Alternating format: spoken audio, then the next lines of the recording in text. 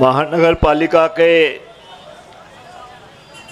14 और 15 प्रभाग के सभी मेरे भाइयों, युवा साथियों और मंच पर बैठे हुए हमारे एमपी साहब, सभी नेतागण, सबसे पहले मैं आपको धन्यवाद देना चाहूँगा कि आपने बड़ी तादाद पे यहाँ पे सभी आज की सभा में मौजूद है। और 15 तारीख को क्या होने वाला है, 16 तारीख को उसका नतीजा मुझे अभी दिखाई दे रहा है कि आपकी मजबूती, आपकी ताकत कांग्रेस पार्टी के उम्मीदवार को जितवाएंगी, ये मुझे पूरा यकीन है। आप जानते हैं कि मैं एमआईएम के बारे में बड़ी अच्छी तरीके से मैं जानता हूँ, और जो तेलंगाना में मैं जो अभी गवर्नमेंट आई रेवंत रेड्डी जी की, वहाँ 1 साल तक मैं वहाँ ही रुका और सभी को मिला के जिस तरीके से राजनीति वहाँ पर की गई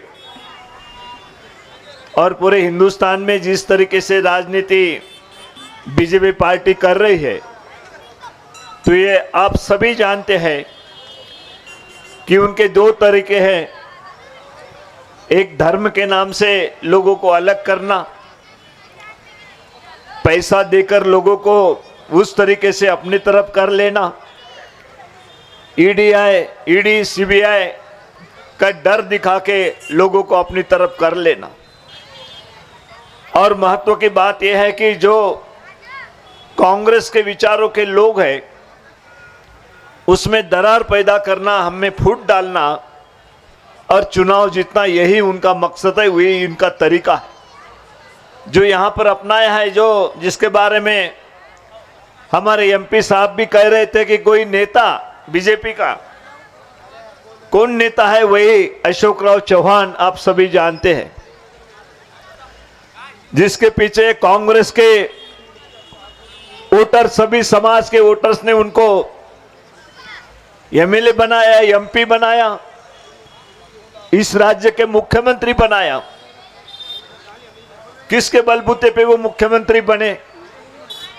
तो हमारे वोटों के आधार पे, कांग्रेस विचारों के वोटर पे आधार पे वो मुख्यमंत्री तक पहुंचे वहां पर। लेकिन आज की स्थिति में बीजेपी आरएसएस की तरफ वो जाके बैठे और हमारे इसमें फूट डालने के उन्होंने कुछ हमारे साथियों को एमआईएम में जाने के लिए मजबूर किया। उनको कहा कि जब तक आप एमआईएम में नहीं जाएंगे तो हमारे वोटर में बंटवारा नहीं होगा और कांग्रेस पार्टी यहां पे जीत सकती है। उनको इस बात का डर सता रहा था, तो उन्होंने कहा कि कुछ लोगों को पकड़कर एमआईएम की तरफ से मैं टिकट दिलवाता हूं, जो चाहिए वो मैं मदद करने के लिए तैयार हूं, लेकिन हमारे समाज, उस समाज के अंदर दरार पैदा करो, तुमको इनाम मिलेगा, इतना इतना तुमको देने के लिए मैं तैयार हूं। यह अभी बात छुपी नहीं है। मेरे भाइयों को मैं इतना ही कहता हूं कि आज की तारीख में हमें हमारी इसमें फूट नहीं करना है। जो सोच कांग्रेस पार्टी की है वो सोच हमारे इस पूरे देश के जो नेतृत्व कांग्रेस पार्टी का कर रहे राहुल जी गांधी की है। वो लगातार कह रहे हैं कि राजनीति जिस तरीके से बीजेपी कर रही है, पैसों के बलबूते पे कर रही है, लोगों में बांटने का काम वो कर रही है, तो इसको हमको बचना है। अभी ज्यादा वक्त नहीं है क्योंकि अगली सभा है एक, उसमें भी जाना है। लेकिन ये चाल आप समझ लीजिए, हमारे कुछ लोग क्यों चले गए एमआईएम में। उनको मालूम है कि एमआईएम का भी वहां तेलंगाना में पर्दाफाश हो चुका है।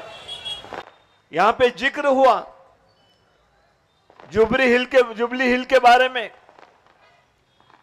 हमारे अजहर भाई वहां पे कैंडिडेट करके कांग्रेस को हमने खड़े किए थे। गोशामहल में क्या हुआ उसका भी आप नतीजा जानते हैं कि किसने सपोर्ट किया। लेकिन वो बात तेलंगाना की जाने दीजिए, लेकिन यहां के नेता की चाल आप समझ लीजिए। अगर कांग्रेस को हराना है तो इनमें फूट डालने की जरूरत है। तो इससे मेरे भाइयों को मैं इतनी दरखास्त करूंगा, जो हमारे एडवोकेट रहमान साहब ने कहा है कि अलग अलग बिरादरी होती है, लेकिन जब तक हमारे हक के बारे में, हमारे विचारों के बारे में हमको एक साथ होने की जरूरत है। और यहां पर सभी 14 और 15 के हमारे भाइयों को, हमारे युवा साथियों को मैं इतना ही कहना चाहूंगा, आप एक होकर मजबूती के साथ, जो जाने वाले पैसों के नाम पर गए होंगे या कोई किसी के बहकाव में गए होंगे, उनको जाने दो। कोई खुद बड़ा नहीं होता आदमी। जब तक जनता हमारे अपने साथ नहीं है तब तक कोई बड़ा नहीं हो सकता।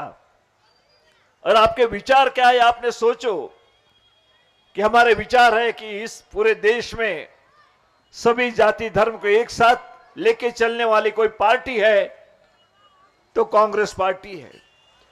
मजबूती के साथ लड़ रहे राहुल जी गांधी के नेतृत्व में, और इस तरीके से दरार पैदा करने वाले जो नेता है उनको सबक सिखाने का वक्त आ गया है।